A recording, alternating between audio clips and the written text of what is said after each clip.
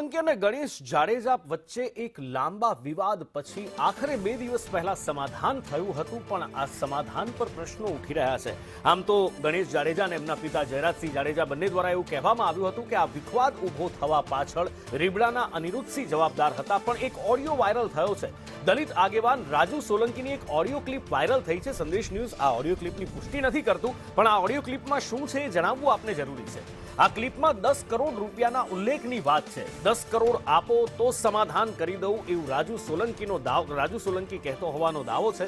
દલિત આગેવાન દિનેશ પાતર સાથેની આ વાતચીત છે અને સમાધાન માટે દલિત સમાજે એને વિરોધ નોંધાવ્યો હોવાનું પણ કહેવાય રહ્યું છે। થોડા દિવસ પહેલા જ આ સમાધાન થયું છે અને સમાધાન થયા પછી જ્યાં અનિરુદ્ધસિંહ જાડેજા પર ઠીકરું ફોડવામાં આવી રહ્યું છે જયરાજસિંહ જાડેજા દ્વારા, ત્યાં હવે સામે એક ઓડિયો વાયરલ થયો છે। શું છે ઓડિયો સાંભળો।